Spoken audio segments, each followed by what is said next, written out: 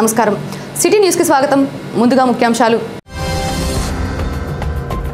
వరికపూడిశెల ప్రాజెక్టుపై పాలకులు మోసపూరిత ప్రకటనలు చేయవద్దనని విన్నవించిన ప్రాజెక్ట్ సాధన కమిటీ జర్నలిస్ట్ ఫోరం నంగాబేరి సేవాలాల్ సభ్యులు.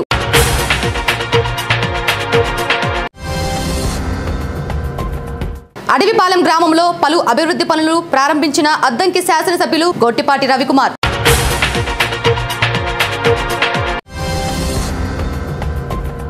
రాజకీయ పార్టీలు పార్టీ జెండాలను పక్కన పెట్టి వరికపూడిశెల సాధనే అజెండాగా పనిచేయాలని వరికపూడిశెల సాధన committee journalist forum association Nangarabheri Sevalal సంఘం నాయకులు పిలుపునిచ్చారు. ఈ సందర్భంగా వారు మాట్లాడుతూ 1996లో అప్పటి ముఖ్యమంత్రి నారా చంద్రబాబు నాయుడు 2008లో దివంగత నేత వైఎస్ఆర్ రాజశేఖర రెడ్డిలు వరికపూడిశెలను పూర్తి చేస్తామన్నారు. కానీ నేటికి సాధ్యపడలేదన్నారు. గత 40 సంవత్సరాల నుండి ప్రభుత్వాలు మోసం చేస్తూనే వచ్చాయన్నారు. రాజకీయ పార్టీల నేతలు మోసపూరిత హామీలు ఇస్తున్నారన్నారు. వినుకొండ నియోజకవర్గ శాసనసభ్యులు జీవి ఆంజనేయులు వరికపూడిశెల ప్రాజెక్టుకు ప్రభుత్వ అనుమతి లభించిందని చూపిన పత్రాలు అవాస్తవమన్నారు. అది కేవలం వరికపూడిశెల ప్రాజెక్టులో బొల్లాపల్లి మండలాన్ని కలిపేందుకు పరిశీలిస్తామనే హామీ సంతకం మాత్రమేనని, అది వరికపూడిశెల ప్రాజెక్టుకు సంబంధించి ఏ విధమైన పత్రాలు కావన్నారు. ఇప్పటికైనా ప్రజలకు మోసపూరిత మాటలతో మోసం చేయవద్దని, రైతుల సంక్షేమం కోసమే పార్టీలు పాలకులు పనిచేసి వరికపూడిశెల ప్రాజెక్టును సాధించాలని సూచించారు. అన్ని తండాల్లో నుండి ప్రజలను సేకరించి వరికపూడిశెల నిర్మాణం కోసం పెద్ద ఎత్తున పోరాటం చేయడం జరుగుతుందన్నారు.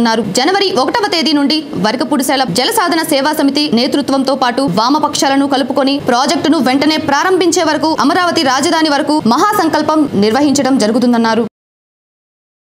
నా పేరు డివి రమణారావు. నేను వరికపూడిశెల సాధన సమితి అధ్యక్షుడిని. అయ్యా, మీకు ఒక్క విషయాన్ని స్పష్టంగా చెప్పాలా. ఈరోజు బొల్లాపల్లి మండలాన్ని ఎవరో కలిపేది లేదు, తీసేసేది లేదు. 96లో చంద్రబాబు నాయుడు గారు నోటికొంటే చెప్పారు. 2008లో రాజశేఖర రెడ్డి గారు నోటికొంటే చెప్పారు. మేము రైతులు ఆర్డర్లు గీర్డర్లు చూడడం, మమ్మల్ని 40 సంవత్సరాల నుంచి ఘోరంగా దగా చేస్తున్నారు.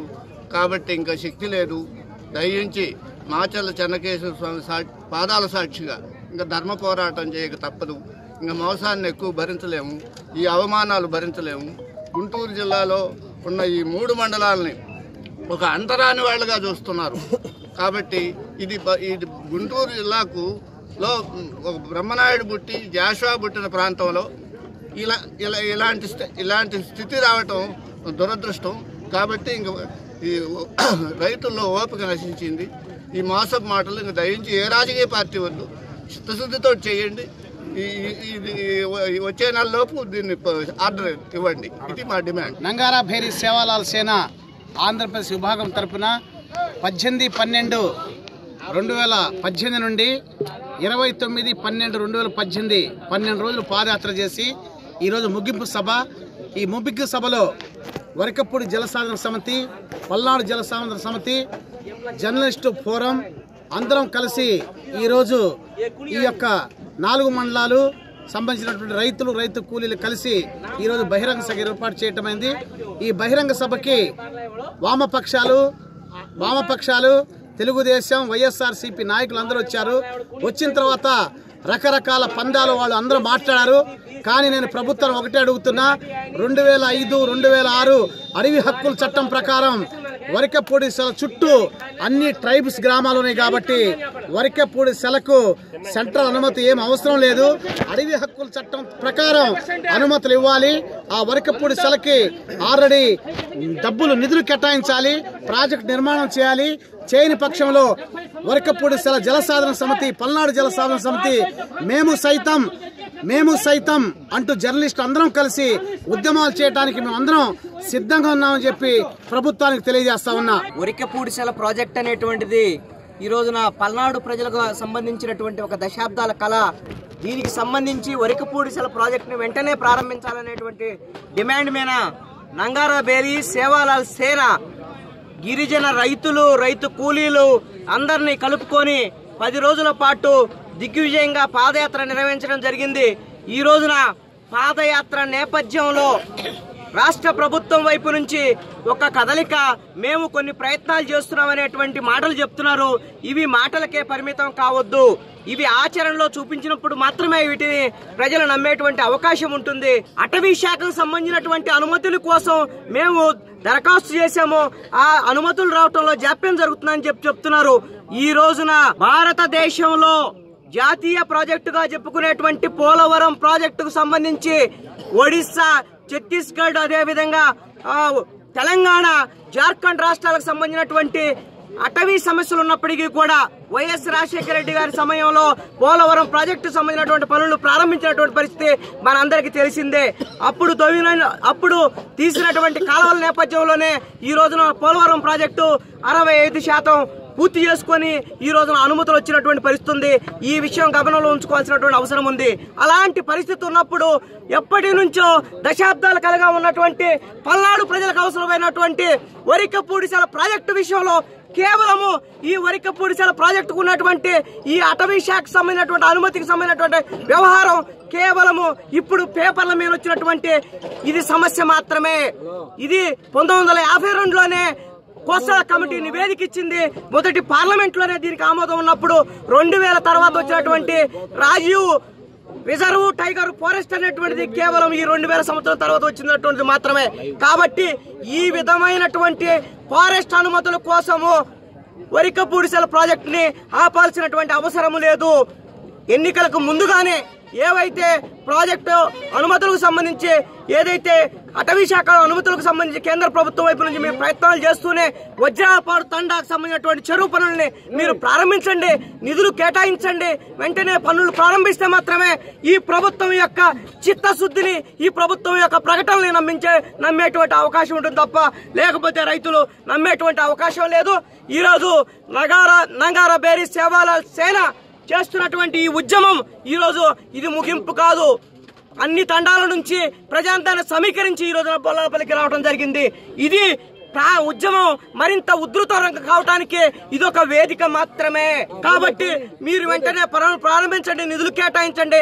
లేదంటే జనవరి 1వ తారీఖు నుంచి మొత్తము వరికపూడిశాల జల సాధన సమితి నేతృత్వంలో నంగారా బేరీ సేవాలాల్ సేన, అదేవిధంగా సిపిఎం, సిపిఐ, మిగతా కలిసి వచ్చే రాజకీయ పార్టీలన్నింటినీ కలుపుకొని జర్నలిస్టులుగా మేము కూడా భాగస్వామ్యమై ఎక్కడైతే వరికపూడిశాల ప్రాజెక్టు ప్రారంభం కావాలో ఆ ప్రాంతం నుంచి ఈ వరికపూడిశాల ప్రాజెక్టు ప్రారంభమయ్యేటువంటి ప్రకటన చేసే వరకు కూడా వెంటనే ప్రకటించే దానికోసం వరికపూడిశాల నుంచి అమరావతి రాజధానికి ఒక మహాసంకల్ప పాదయాత్ర నిర్వహించడానికి రైతులు సిద్ధంగా ఉన్నారని చెప్పేసి ఈ రోజున బొల్లాపల్లి వేదిక ద్వారాగా ఈ రాష్ట్ర ప్రభుత్వానికి తెలియజేస్తున్నాం. బొల్లాపల్లి మండలంలోని కనుమల చెరువు పంచాయతీ గాంధీనగర్ యానాదుల సొసైటీ భూముల సమస్యపై నిర్లక్ష్యం వహిస్తున్న రెవెన్యూ అధికారులపై చర్యలు తీసుకోవాలని ప్రజా సంఘాల నాయకులు డిమాండ్ చేశారు. స్థానిక సిపిఎం పార్టీ కార్యాలయంలో ఏర్పాటు చేసిన సమావేశంలో ప్రజా సంఘాల నాయకులు మాట్లాడుతూ అన్యాక్రాంతమైన భూములు తిరిగి వారికి అప్పగించాలన్నారు. 1948లో ప్రభుత్వం సొసైటీగా ఏర్పరిచి సుమారు 450 ఎకరాలు కేటాయించిందని, కాలక్రమేణా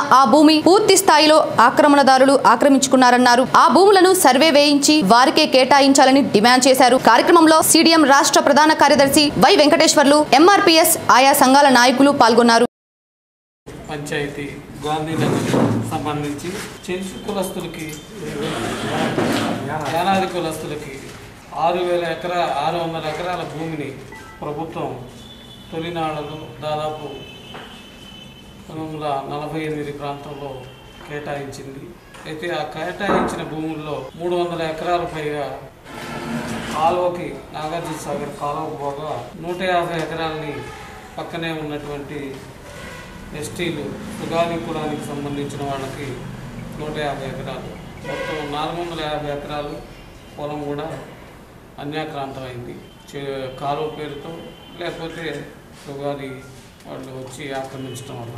ఆ తర్వాత ఉన్నదాన్ని వీళ్ళు సాగు చేసుకుంటా ఉంటే సాగర్ కెనాల్కి వెళ్ళేటప్పుడు చుట్టూ ఏదైతే మట్టి కోసం గుంతలు తవ్వారో ఆ గుంతల వల్ల మిగతా భూమి కూడా గుంతలు ఏర్పడి సాగుకి ఉపయోగం లేని విధంగా ఉండేసరికి చెంచులు, యానాదులు వాళ్ళని ప్రశ్నించేటటువంటి స్వభావం లేక ప్రభుత్వాన్ని నిలదీయలేక నిర్వాసితులుగా తయారయ్యారు.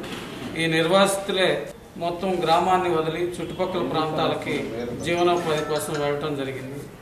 అయితే వీళ్ళతో పాటు, ఈ అనాథులతో పాటు అక్కడ ఉండే ఒక కుటుంబం, లాలు నాయక్ కుటుంబం కూడా కలిసి ప్రస్తుతం ఆ భూమిని సాగు చేసుకుంటా ఉంటే అధికార పార్టీకి సంబంధించినటువంటి నాయకులు మొత్తం కూడా ఈ భూమిని కబ్జా చేయటానికి అని చెప్పేసి వీళ్ళ దగ్గర ఈ భూమిని వీళ్ళకి కేటాయించినట్టు ప్రభుత్వం, వీళ్ళ సొసైటీ ఉంది, ఆ సొసైటీ కేటాయించినట్టు ఫారెస్ట్ ఆఫీసులో కానీ, డిఎఫ్ఓ ఆఫీసులో కానీ, రెవెన్యూ కార్యాలయాల్లో కానీ, సహకార సంఘాలకు సంబంధించిన ఆఫీసుల్లో కానీ నమోదై ఉంటుంది.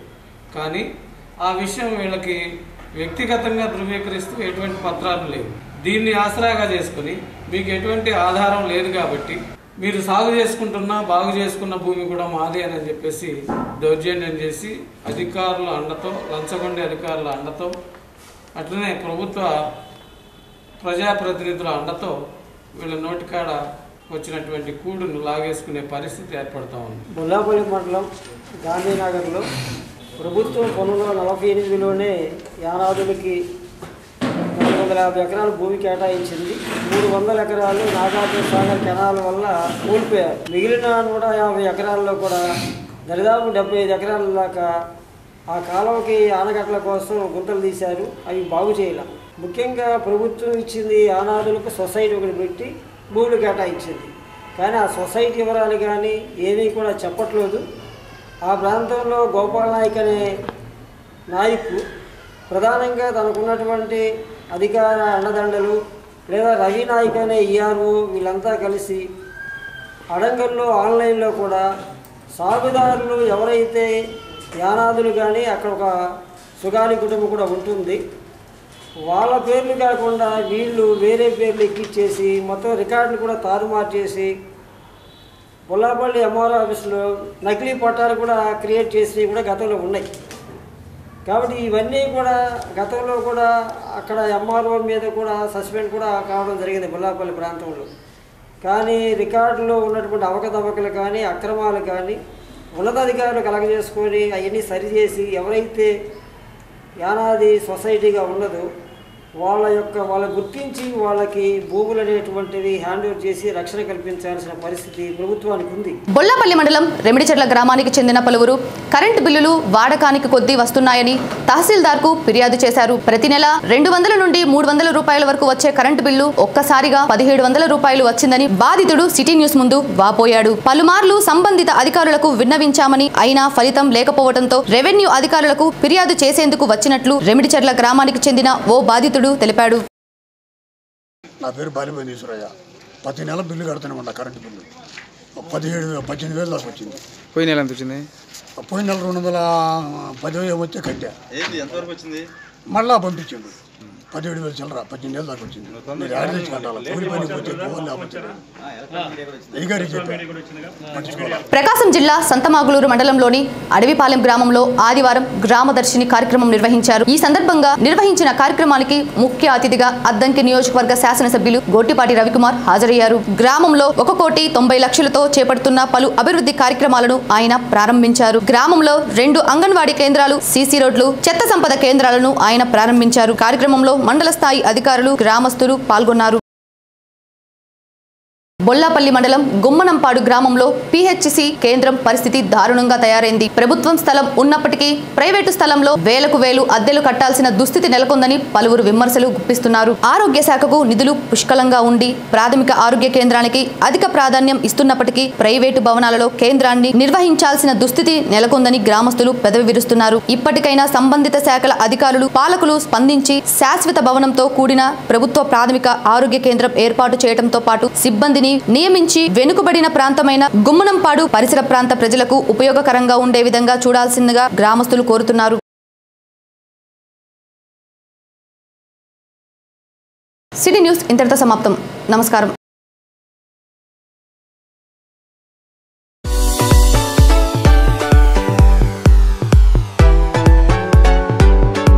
VFX footage.